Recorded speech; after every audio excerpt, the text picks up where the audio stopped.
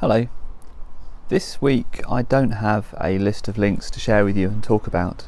In truth, it's mostly because I haven't had a lot of time this week to do that.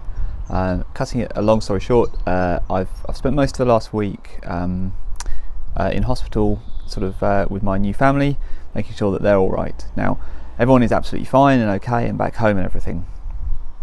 But what it meant was I was spending large amounts of time kind of sitting around doing some work in the hospital, and that meant that I could kind of see the process of what it's like to be a patient in a hospital. And this got me thinking, as an architect, as somebody who likes to take problems and match software solutions to go with them. It really got me thinking about Microsoft Teams and the way Microsoft Teams gets used. It's so, to take absolutely nothing away from the NHS in the UK has been fantastic. We've had some amazing care and treatment, and we're very grateful for that. But it did, as a kind of a bit of an outsider, I wasn't the patient in this scenario. As something of an outsider, it was interesting to watch because when we go into hospital, we're there to be treated, and we're there to be seen by professionals who know what they're doing. But in a lot of ways, we give up control. We surrender ourselves to those professionals, and that can be hard for people who are used to being in control. People who are in control of their day-to-day lives, of their career, in control of their computers. They suddenly not being in control can be quite unnerving, and people seek to remedy that by trying to amass information and using information as their way of seeking back control. And the way they do that is in communication. So actually what I saw is the nursing staff. So the nursing staff are interesting. So on a ward, certainly in the UK, I imagine elsewhere, you go into hospital, you go into a room or a ward, and then your initial care, your primary care, if you like, is done by the nurses on that ward. And that's interesting because what I saw was, a great majority of the time, the interactions they were having with patients wasn't necessarily for their care. They were responsible for doing those things as well. The administration of drugs, the care and comfort, making sure the patients are comfortable and checking on them, observations, all those things. Actually, what they were doing a lot of was fielding communication requests. Because as a patient, that nurse is really your interaction with the whole of the rest of the hospital. They are the conduit through which, unless a consultant, a doctor, someone from another team comes to you, you have no way other than through the nursing staff of kind of communicating outwards and finding out what's going on. And when you press that kind of call nurse button, it's the nurses that show up and they take those requests, and it takes a lot of their time. That's what they spend a lot of their time doing is communication and fielding of information. And information can get lost as it's passed between people as well. And it got me thinking about Microsoft Teams and how that process could work. And I'm sure, and I don't have any knowledge, but I'm sure Microsoft are talking to these healthcare providers about Microsoft Teams as a good way to kind of do collaboration and communication between teams and in healthcare settings. I want to come at it from a slightly different angle, where actually using Microsoft Teams to enable better patient communication and collaboration.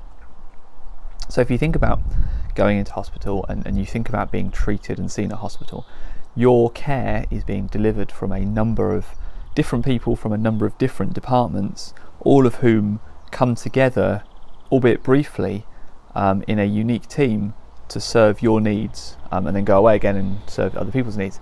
So these teams come together for short periods of time in order to serve a very specific need of a patient. And that sounds very much like something that Microsoft Teams would be very good at, and I think that's true. Where I think it gets very interesting would be if you include the patient in that mix. So let's say, for instance, kind of for sake of argument, like a real world example, let's say in a hospital, every ward is a Teams team, and then every patient is a channel. So channels are being spun up and spun down quite rapidly, and they're quite short-lived as patients pass in and out of the hospital. And what that means is that there is a single place to talk about that particular patient. Now, add into that mix, let's make the patient able to access that channel as well. And just suspend for a moment the things you can and you can't do in Teams today. Let's just say that the patient has like external access to that channel to see what's going on. Without too many, I'm not suggesting this should replace any of the existing systems, because all those process communication systems are in place in the hospital, but none of them are particularly patient-centric.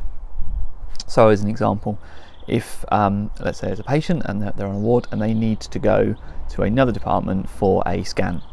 Now, internally within the hospital system, I'm sure that is a process that happens. The scan gets booked, and then at some point, certainly in the hospital we're in, patient transportation of the porters, the hospital porters, that's done by an external third party management company, logistics company. So they probably have their own system, and at some point somebody needs to tell them, go and pick this patient up and take them here. Now, all of this is kind of invisible to the patient until that person shows up. If you're lucky, then the nursing staff on the ward will get told beforehand, and if you're really lucky, they won't be so busy that they're able to come and tell you and say, look, any moment now someone's going to come and pick you up, or your scan's been booked in for about this time. So turning it around and saying, well, what if Teams was in that mix as a kind of an opt-in experience for patients? Just having the ability for as that's happening, just a quick one-liner saying, your scan's booked in for this time, and then 2 minutes later the portering system's like, oh, I'm leaving the depot now, I'll probably be with you in 2 minutes, 3 minutes. That way the patient knows what's happening, they can be ready. It's a good place as well, a Teams channel like that, for patients to fire in questions that can be seen by the whole team. So rather than the nursing staff having to pick up all the questions, triage them, work out who the best people to answer is, get hold of those people, get the questions, get the answers, give them back to the patient, and then have to deal with any follow-up questions. It's a good place for patients just to put questions in and have them answered by the most appropriate person. I don't know if it makes practical sense. I don't know what the overhead would be like in the real world. Yes, there's a bit of communication overhead there, but I think overall, would the general process flow better? Would there be fewer questions? Would there be better interaction between patient and nursing staff and doctors and the care system? I don't know. I think it would be interesting to try it. I don't know if anyone's listening to this that is able to kind of seriously consider it and try it, but I think it'd be really interesting, and I think it would make patients feel much more in control. Coupled with that, they then have a timeline of exactly what happened. They have a record, which may or may not be a good thing in today's world. It feels like a good thing overall. I think everybody can benefit from those types of records and those types of flows in the long run. So I think that would be a good thing. But anyway, that's all I kind of wanted to say. So apologies if you wanted a list of links to check out for the following week. You don't have that. What you have instead are some ideas and some thoughts from my week. I expect normal service will resume from next week, but in the meantime, have a good weekend, and I'll speak to you again next week.